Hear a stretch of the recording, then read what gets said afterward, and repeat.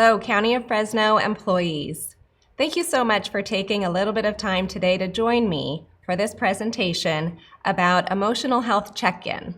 My name is Susan Holt, and I work in the Department of Behavioral Health. I'm our Deputy Director for Clinical Operations, but I'm also a licensed marriage and family therapist.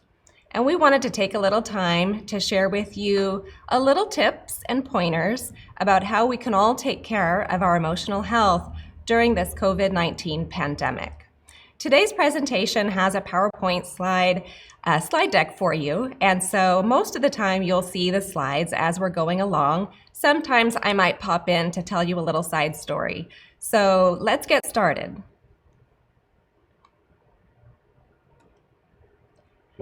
So I want to first start by letting us all know that it's actually healthy to be concerned. Something like a pandemic is a really big deal. It affects all of us, undoubtedly. But being concerned is healthy in the sense that it helps you mobilize yourself to create a plan to prepare, a plan to stay well, to keep informed, and to take necessary actions. Our body actually helps us prepare for scary things or difficult things or challenging things. It's our stress reaction. You might have heard before terminology like fight or flight. Our body produces chemicals in a stress response that help us get ready. The challenge during something where stressors are ongoing is knowing where that fine line comes between healthy concern and emotional distress. Self-awareness can help you find your own individual line. So you'll hear me talk a lot today about being aware of your feelings, identifying your feelings. Today we're going to look at ways that you can explore feelings in healthy ways. So let's start with the common feelings that folks can experience during a pandemic. For sure, this COVID-19 pandemic is a complex time for all of us. And it's very, very common to feel things like stress, anxiety, grief, and fear. One of the emotions I don't have listed here for you is joy. And interestingly, they released a national study. My colleague in public health, Dan Lynch, sent that to me this week. And they've looked at all of the emotional content that is floating around on social media. And certainly we've seen increases in emotions like anxiety and anger and other things. But do you want to know the emotion that increased the most? It's joy. So even during this really difficult, complex time, folks are finding ways to be joyful. Folks are supporting one another, donating to individuals who are doing outreach. We have a lot of folks across the country utilizing their sewing skills to create masks. So the community connectedness and the people having time to reconnect with family is actually producing a lot of joy. So what we're here to talk about is the more complex emotions that are difficult to handle, such as the stress, anxiety, grief, and fear. And there's other common reactions as well. Someone might be shocked or in disbelief or feel sort of numb. They may have difficulty concentrating, maybe experiencing some sadness or hopelessness. Sometimes we get physical reactions like feeling really tired or fatigued, restlessness, and then maybe some difficulty sleeping. Some of us might feel irritable, frustrated, and have what we call an increase in emotional reactivity. It means we're just a little bit more sensitive or a little bit easier to anger, just a little more reactive emotionally than we ordinarily are. So let's take a minute, guys. Check in with yourself. How are you feeling? Right now, take a second. Check in with yourself. What emotion do you have? Do you feel happy? Do you feel curious? Are you thinking, what's this woman gonna say next? Check in with yourself. How do you feel? So we'll move on. There are some keys to managing emotional health, and they are everywhere. They're all around us. So today I'm going to talk a little bit about what these keys are to helping us all manage our emotional health during this time. The first thing I want you to know about is the very, very important focus on facts and setting limits. You must be informed during a difficult time like this, but you need to be informed with factual, accurate information. Guys, there's a lot of information out there on the internet, and it can be really overwhelming to try to sort through all of that. So what we say is limit your news cycle to a small number of trusted resources. And in a minute, I'm going to show you a slide of the trusted resources that we recommend. We also think it's important to limit your media coverage. Exposing yourself to constant media coverage of the COVID-19 pandemic overstresses your system. Remember earlier I talked about how our body naturally handles stress. Our body releases stress hormones to help us prepare. But when we have that chronic exposure to this stress, it overdoses your body with these stress hormones like cortisol. It creates too much adrenaline in your system, and that's not healthy for us. So what we recommend is that you limit your media coverage and get a timer or put it on your calendar where you're going to just check news or media coverage a couple times a day, and then you're going to turn that off. We also encourage you to use your social media selectively. Focus on social media activity that you find uplifting, funny, or that has positive content. You can also use social media to check in on friends and family. I would encourage you to avoid posts that propagate misinformation or posts that bring you down. I have a little recommendation for you on that one. So if you are on social media and you have that one friend who's kind of negative, kind of brings you down, this is what I want you to do, guys. You scroll on by. You just scroll on by. Because right now you just don't have the time or the emotional energy for negativity. So that's an important tip. And when you're on social media, you're going to hear my words. You're going to hear me say, scroll on by. And then I want you to give yourself ample, unplugged time. It's really, really seductive to be locked into that social media and fixated on it. We're going to talk today about some alternative activities that you can do. So I encourage you to limit your time online. We'll move on. Here's those trusted resources that I mentioned. Locally, the best source of information on COVID-19 is our very own Department of Public Health. Man, these guys are rocking it. They are working so hard. Can we give a little whoop whoop to public health? Everybody give them a little shout out from your desk, or if you're working from home, give those guys a little props right now because they are working really, really hard. And they are smart. They are the top-notch folks in this community, and we trust them, and we encourage you to utilize them as a trusted source of information. At the state level, California Department of Public Health is also a trusted resource. And then federally, we recommend the Center for Disease Control, and then globally, the World Health Organization. Stay connected, that's the next key. Social distancing does not mean disconnecting from one another. We have lots of different ways that we can stay connected without being in close proximity with one another. Reach out to folks by phone, text messaging, or video chats. I really want to encourage us all to do extra check-ins with certain types of folks. This would include anyone who might be isolated, folks who would be particularly vulnerable to loneliness, folks that are afraid, and otherwise need support. It's really easy to do extra check-ins. I've been doing that with my folks right now. As a matter of fact, last night I just went to my folks' home, and because I'm out in public, because of the essential work that I do, I didn't go inside. This is kind of silly, so bear with me. I reached up with my foot to touch the doorbell, and my mom came to the door, but I was standing way back. I was more than 6 feet away, and she sort of chuckled and laughed at me and said, "I see you're social distancing." And we had a lovely visit. She just stood on the porch, and I hung out in the front yard, and it was really, really nice for me to be connected with my folks. But you can use phone, text, video chats like we mentioned. Elevated risk groups, such as those who are over 65 or have underlying health conditions, would be another group of folks that you might want to do extra check-ins with. If social connection technology is unfamiliar to you, like FaceTime or Facebook, reach out to someone for help to learn. This is not only going to be something that's useful to you, but when other people get an opportunity to help someone, it actually makes them feel good too. So if you are one of those who knows how to use social connecting technology, I'd encourage you to offer to help others to learn how to do that. And frankly, I'm not that great at it, so I'll take any of that advice as well. You can find me on email.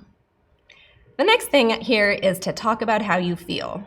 And I want to mention that this needs to be done in a way that's comfortable and culturally relevant for you. You know, I'm a therapist, and so it's very natural for me to talk about my feelings, but I recognize that not all groups feel comfortable doing that. So I want you to think about ways that you can express your feelings in a way that works for you. And if you need ideas or tips about that, later in this presentation, I'm going to give you some information about our warm line, and our call operators would be happy to talk with you about that. And lastly, on this slide, choose positive connections. During stressful times, like I mentioned before, we want to be around people or socializing with people virtually that lift us up. I'm not particularly creative around social media, but I have been learning a lot during this situation, and so I want to encourage all of us to get creative. What I've seen so far with some of my friends is starting a virtual book club. There's some folks who are all reading the same book and then getting together through WebEx or Zoom and talking about the book they're reading. You can host a virtual family gathering. You can get together various family members who live in different households, and you can all gather together to talk, maybe to even have a meal together at the same time, utilizing Zoom or other meeting platforms, virtual meeting platforms. I just heard about this next idea called a virtual movie night. You can get together on a variety of different platforms and start a movie that you watch separately in your own home, but you're all able to interact together while you're watching the same movie. So here's a couple of suggestions that I found online of different platforms like Netflix Party, MetaStream, Scener, and I'm sure there's plenty other platforms. So take a look at that if you're a movie watcher. Another key to your emotional wellness is making sure that you have what you need to support your family. So let's start with how you can support kids during this difficult time. It's really important that you speak with kids in a calm and reassuring way. Kids are going to look to you. You're their model. So how you manage your own emotions will have a really big impact. And we'll talk a little bit about how you can manage your emotional health very shortly. You've got to provide honest, accurate, and age-appropriate information. How you speak with a 4-year-old about what's happening in the world is obviously going to be very different than what you say to your 17-year-old, for example. I want to encourage you to go to the CDC, Centers for Disease Control website. They have a really great webpage about different ways that you can talk to kids of different ages. So I encourage you to look at that if you need ideas. You got to make time to listen and talk and play. And again, of all ages of kids. The important part about listening is you want to check in with your kids in a healthy and age-appropriate way to find out, what do they know about COVID-19 or what's happening in the world? You can say things like, hey, what do you think's going on? And then that's your opportunity to listen, because maybe what they're doing is engaging in that misinformation, and it's a great opportunity for you to correct that. Maybe they're not feeling any distress or stress about it at all, and then that gives you information. It's all about getting data. So when you're listening to your kids, you're collecting information about what their needs are. And when you're talking with them, you're going to give that trusted information. Stick to the facts. Minimize rumors, misinformation. And guys, you have to make time to play. I'll give you an example later of a little bit of playing that I did last night at my own house. Pay attention to what kids see or hear on TV, radio, and online. They really do need to understand that not everything they see on the internet is accurate. And lastly there, you want to make sure you limit media exposure. Just like we talked about for ourselves, we need to unplug sometimes. It's really important for kids to do that as well. And lastly on this slide, just in terms of prevention, we need to teach kids everyday actions that they can take to reduce the spread of germs. Routine is really, really important for all of us. So for your kids, you've got to create a regular routine, even though they're out of regular school right now. Many schools are assigning homework or conducting virtual classes online, so you need to really set a schedule for your kids. I encourage you to write it out. If you have kids who are older or who are really good on technology, you might do that in a calendar that you keep on a shared drive. Or if you have younger kids, or if you're sort of a low-tech family, you might write out a calendar on a piece of paper and post it on the refrigerator. But it's important to have your schedule written out where the whole family can see it. Your schedule should have a nice balance of time for structured learning, rest, play, and family connection. I really encourage you to schedule time for separateness. During a time like this, when most of us are sheltering in place except for essential workers staying at home, if I'm honest, we might get on each other's nerves just a little bit. It's easy to be kind of overwhelmed by so much togetherness when we're not used to it. So if you build this separate time into your schedule, it's going to go a long way to help everybody decompress. And especially if it's on the schedule as on your own activities. So for example, maybe the parent or the caregiver is going to have time just to read a book. And maybe the kids are going to do a quiet activity or watch a video. And that separateness, I promise you, will go a long way toward recharging your batteries so that you can get together again. The next thing we want to talk about is activities and exercise. Another opportunity for us to get creative. And if you're not a particularly creative person, boy, oh boy, there's a ton of ideas online. I've seen so many interesting things. I saw a video the other day where they had used blue painter's tape and put it all over the house, including over some chairs and down a little slide, and the toddler was running around the house like an obstacle course, and they were just having a ball. It's a really creative way to get a little bit of exercise and do something fun to break the monotony. Encourage those daily exercise opportunities. This goes for kids as well as for adults. There's many online exercise videos, including many that are absolutely free to you. And as a matter of fact, if you do a search in any search engine for kids exercise videos, there's a number of them that just pop right up for different age groups. Even though we're supposed to stay at home and we're doing this shelter in place, we can still go outside. You can go for a walk. You just need to make sure you stay with the social distancing. So getting outside, getting some fresh air, little vitamin D from the sunshine, this is really good for us, and I want to encourage us all to do that. You can play tag with your kids, you can ride bikes, you can do all sorts of things to get a little physical activity. You might want to encourage your kids to have virtual play dates. They can do things like Skype, FaceTime, and other apps. If they happen to have the same games at home, they could play a game together that way, or they could just talk as well. And lastly, I want to encourage you to get your kids involved in planning. This really helps them feel part of the response, so get them involved. They might have ideas you didn't even think about. Now let's move on to supporting family in terms of other relationships beyond the kids. Some of the same things apply. We've got to have those regular routines with flexibility. What I mean with flexibility is that some of you might be working really long hours because of the essential functions you do in your job.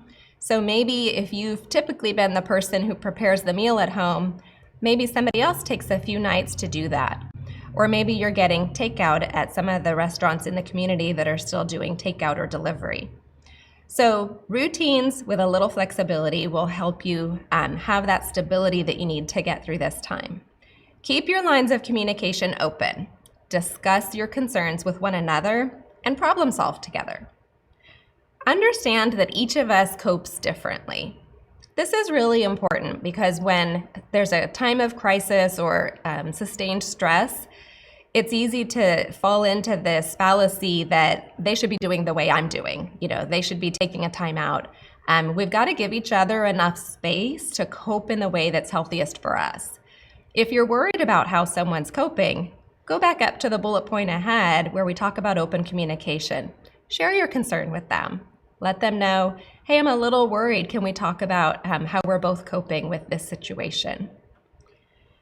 We got to express appreciation and support for one another. And again, do that in a way that works for you. A little caution here. In times of crisis or stress, our sensitivities, our irritations, and even our own little quirks can be amplified. I want to encourage all of us to develop a practice to let that go.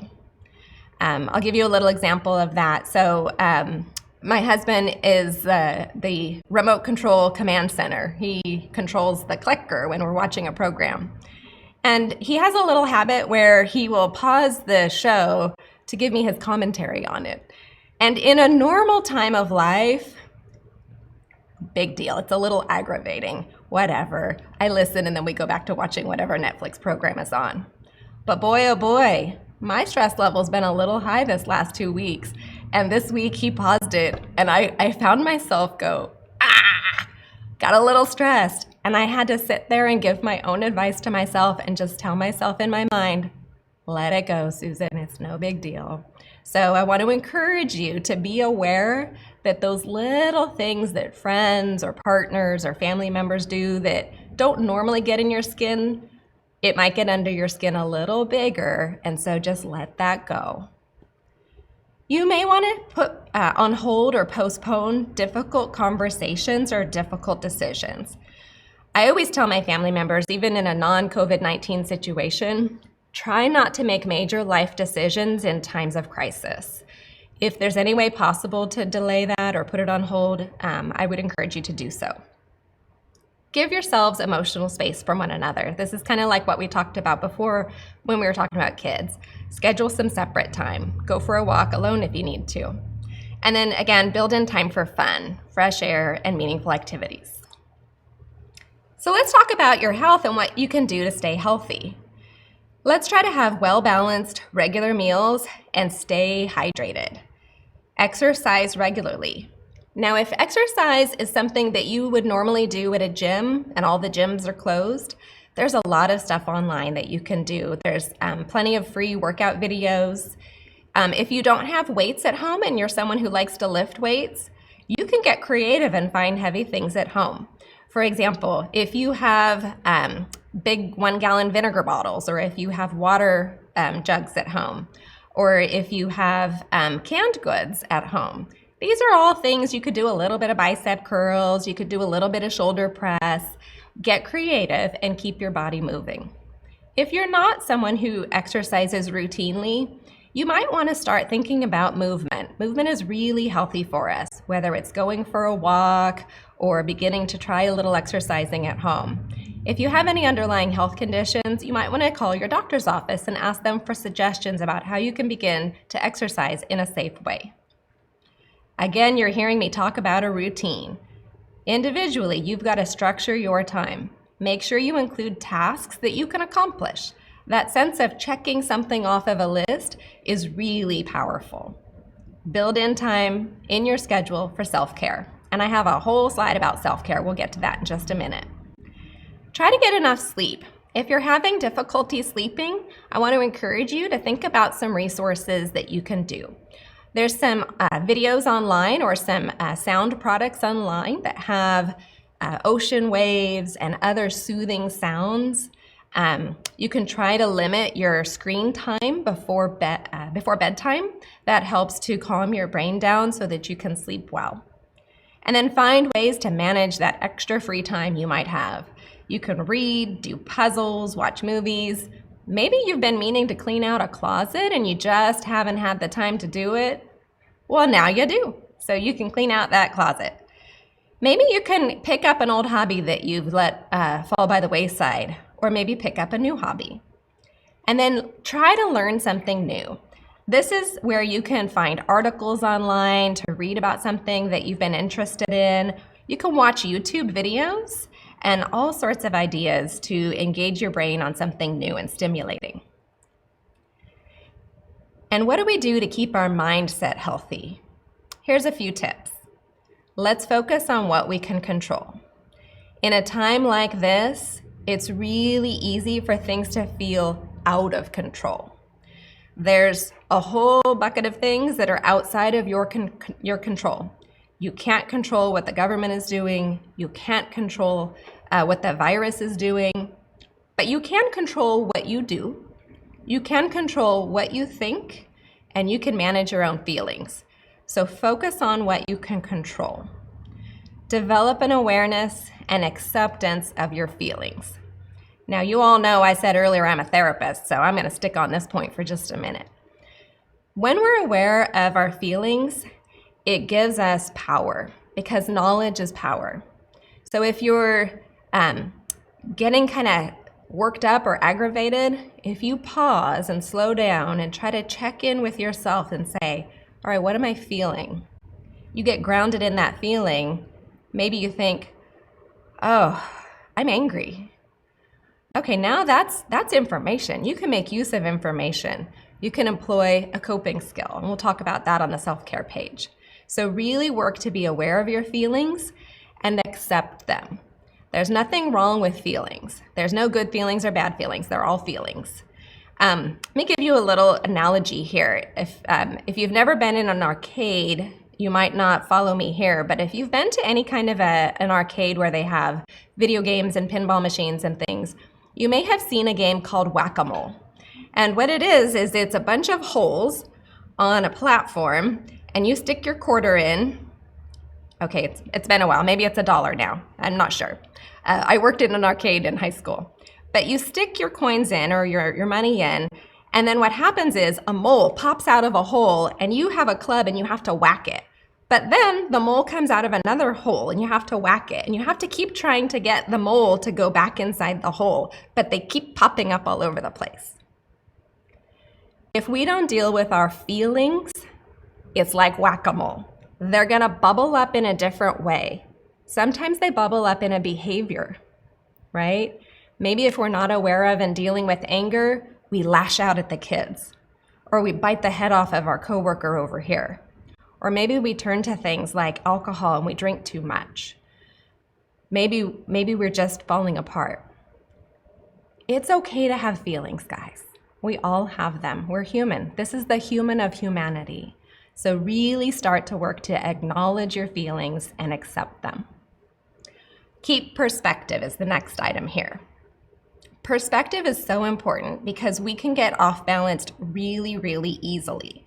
And it's okay to talk about the facts and say, this is a scary time. That's true. But it's also okay to talk about the fact that you're resilient. I went to New Jersey to visit my family, and we swam in the ocean. This was many, many years ago. And I wasn't experienced in swimming in the ocean, and I was kind of anxious. Okay, not kind of, I was really anxious. And we were doing okay, and I was about up to my rib cage, and I'm kind of short, so my cousins and my uncle, they were about up to their thigh in the water.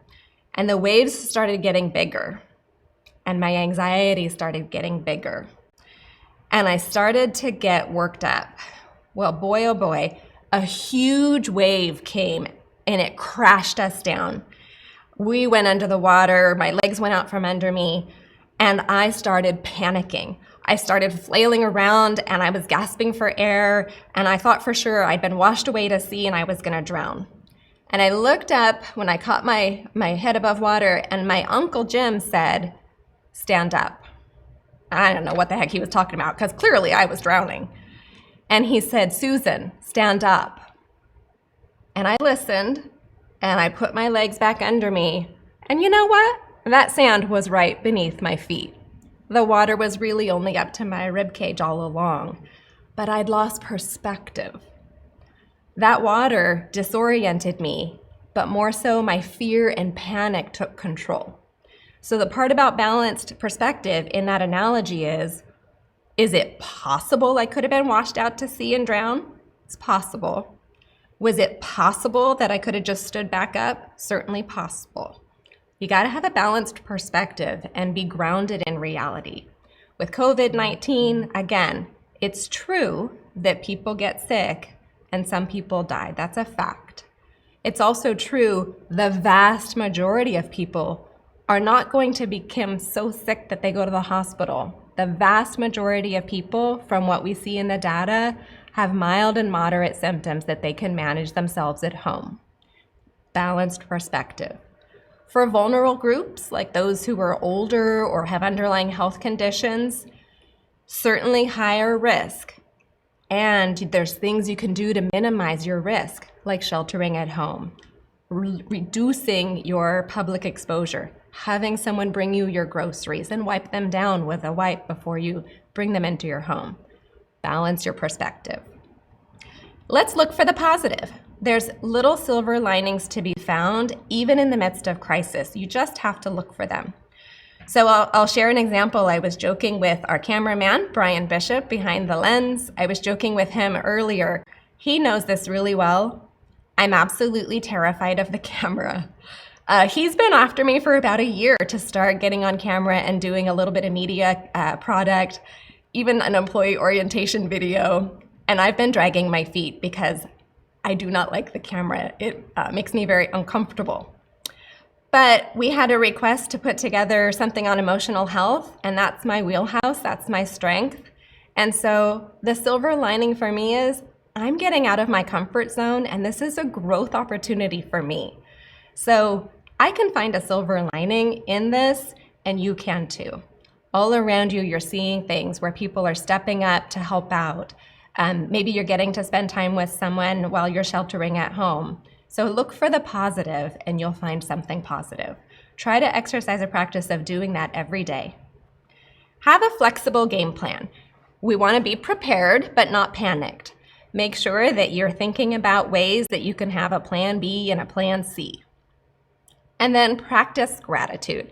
This is kind of similar to finding something positive every day.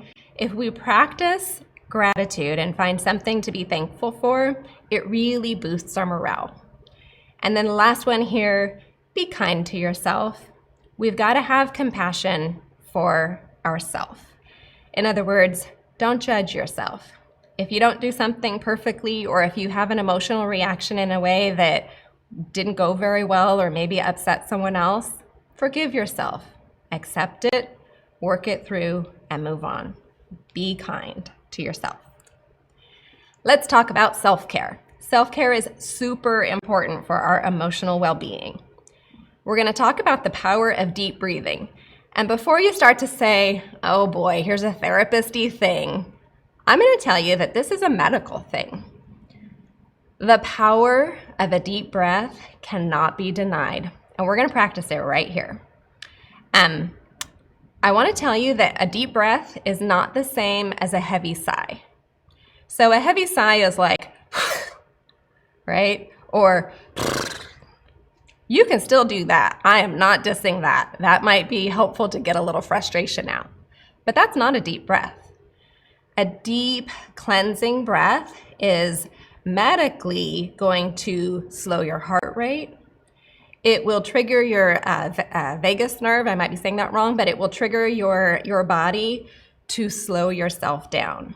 So let's do it together right now. Sometimes we call this belly breathing, so you might want to put your hand on your belly. And if any of y'all thought I was kidding, I'm not. We're going to do this together right now. I want you to take a nice deep breath in through your nose, and then we're going to hold it and release. Ready?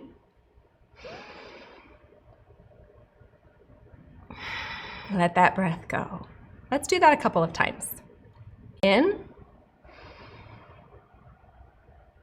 and release. One more time. And release that breath. Slows everything down. It's a really, really good skill to develop. You can look online. There's lots of people way smarter and more experienced at this than me. Just put a word search of deep breathing in any search engine. You'll see some videos, lots of subject matter experts out there. I really encourage you to make this a practice every day. Here it is again, focus on your feelings. Identifying those emotions can be enlightening, and just the fact of identifying your emotions can calm you down. Noticing your feelings, like I said before, is empowering. Knowledge is power. Allow yourself to feel it and make space for it. I mentioned earlier that how each of us deals with feelings might be connected to our culture or our family history. And so if expressing your feelings outwardly to other people isn't comfortable or doesn't work within your family or your culture or your friends network, make a space for it in another way. If you're not quite sure how to do that, you can call our warm line operators to talk with them. That's a very easy, comfortable way to express your feelings. And then let's talk a little bit about coping skills. There's lots of ways to manage our feelings. You can journal, write down how you're feeling, take a walk. Maybe if you're artistic, you can do some drawing. Even if you're not artistic, you can do some drawing. Listen to music, meditate, pray, or do whatever brings you calmness or joy. I'll give you an example. I said I would tell you a little story about last night, something I did for my own coping. It was kind of a long, stressful day, and as I mentioned, I went to visit my folks, which was uplifting, but I still had a lot of tension in my body. I could feel that I was kind of wound up like a top. So I was dancing. I had myself a little dance party in my kitchen by myself, just me, myself, and I. And so this was a sight to see, as evidenced by my husband, who walked into the room and looked at me and said, "What are you doing?" And I said, "Well, John, I'm getting my groove on." And he had sort of a blank expression on his face, and he said, "Okay," and he walked away. But you know what, guys? I love to dance. And so I just kept that music on. I danced in my kitchen, and all was well. And I felt great after that. So find something that brings you joy and makes you happy. And take your breaks.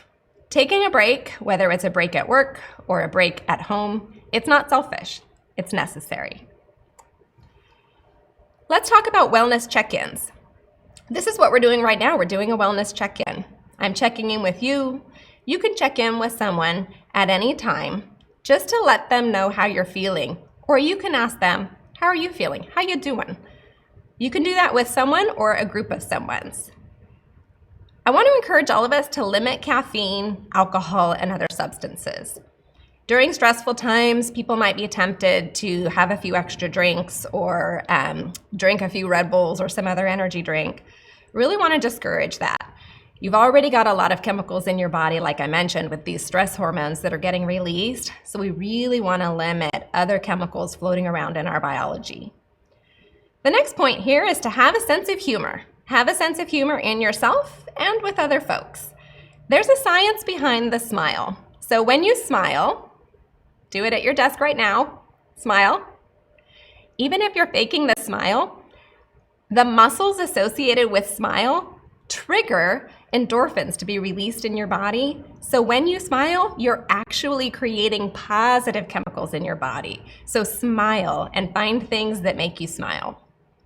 And use technology to your advantage for your well-being. There's all sorts of apps out there that help you with your wellness. Here's a few examples, like Headspace, Super Better, Life Armor, Mindful Coach, and all sorts of other ones.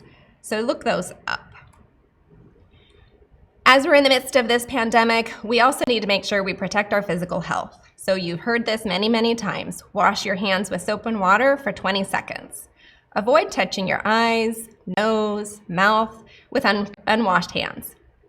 Avoid close contact with people who are sick.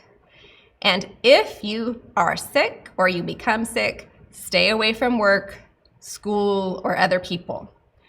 If you've been sick, or if you have a household member who is sick, please inform your supervisor. This is really critically important because the County of Fresno, you've heard it from your supervisors and your boss, we don't want you to come to work when you're sick. We want you to be well, and we also, if you have any symptoms that could be COVID-19, we don't want to spread that virus. Check with your medical provider if you're having symptoms, and they will give you guidance. Practice social distancing of 6 feet between yourself and others. Again, stay home if you're sick. Again, notify your supervisor if you or someone in your household gets sick. If you want to know a little bit more about emotional health and mental health, please follow the Department of Behavioral Health on Facebook or go to our webpage. There's lots and lots of resources and information there. Our Public Behavioral Health Division has done an awesome job collating lots of resources and putting things together for you and for the public. Maintain good health management practices and stay connected with your medical provider if you have pre-existing medical conditions or other health conditions, including mental health or substance use disorder.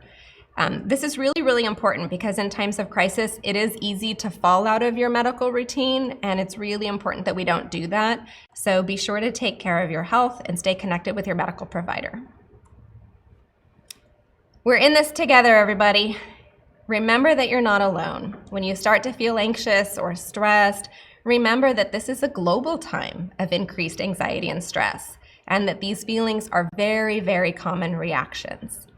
Dealing with stressful reactions can help you improve your health, your quality of life, and your overall well-being.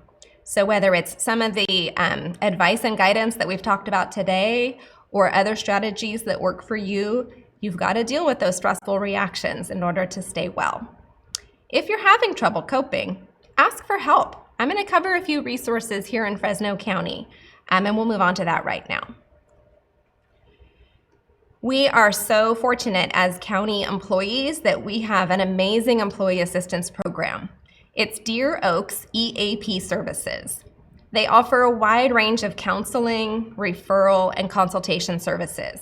I called them yesterday because I knew I was going to do this presentation and I wanted to figure out if they were doing telehealth for their counseling, and they confirmed that that's what they're doing for now. So if you are having a really difficult time coping and you think that maybe some counseling might be helpful, I would really encourage you to reach out. This is free. This is a benefit to you as part of your employment. It's absolutely free for you to contact them and get some counseling sessions. It's not just counseling either. If you're struggling financially, they have financial counseling resources as well, all sorts of information. I've got on this slide here for you their website, as well as their phone number, 888-993-7650. They answer that phone 24/7. You can email them, and they have an app. For those of you who are tech savvy, it's called I Connect You, and it's 24/7 instant support. And if you go to the Fresno County website, under the Human Resources tab, you can find the EAP information, or you can just go to deeroakseap.com and you can get more information on how to use the app. Super helpful. I mentioned earlier about our warm line. So the warm line is emotional support available for our community. We provide supportive listening, and we help folks think through coping suggestions. That's 600-WARM 9276. So right now we have a variety of operators who are working Monday through Friday, 8 to 5 to operate our warm line. It's not therapy or counseling, and it's not for crisis. It's really for someone that can listen to what you're going through and, again, help you think through some ways that you can cope. They also have a little bit of information on different community resources as well. Another thing you can do is check with your health plan for your counseling benefits and other resources. And then for individuals in our community who have Medi-Cal, or who might be indigent, please refer those individuals to the Department of Behavioral Health Access Line at 1-800-654-3937. If you're overwhelmed by things, either the COVID-19 pandemic or other life variables, and you find yourself in a mental health crisis, I really want you to pay attention to these resources here. The Central Valley Suicide Prevention Hotline has folks 24/7 available for anyone in the community to call when they're having a suicidal crisis. This means thoughts of suicide. Anyone in our community can call this. You also don't have to be suicidal to call this line. If you're worried about someone or you need information about suicide prevention, call this number. It's 1-800-273-8255. The cool thing about this number too is this is a national hotline number. So even though locally it's operated by individuals who live and reside here in the Central Valley, it's a national number, and they route the calls to us locally for calls that originate in our community. But that is a national number. You could share that information broadly. Similarly, another national number is the crisis text line. Not everybody is comfortable on the phone these days. A lot of folks communicate almost exclusively by texting. So you can text to 741-741, and you can get similar crisis support through texting. And again, that's a national resource. If someone is experiencing an acute mental health crisis and they really need to get that immediate stabilization, maybe this is someone who can't keep themselves safe, or is really in an acute crisis, we operate a crisis stabilization center here through the Department of Behavioral Health. It's operated by one of our trusted contracted vendors, Exodus Recovery. That's located over on our Kings Canyon campus, Kings Canyon and Cedar, and their phone number is 453-1008. And anyone in the community can go there voluntarily when they're in an acute psychiatric crisis. Now, if you or anyone you know is in a life-threatening emergency, you should still call 911. So we're going to open it up if anybody has questions about emotional health, and I'd be happy to take a few minutes to answer them. I think you type those questions into the YouTube platform. None yet. I'll hold on a bit just in case any of you have questions.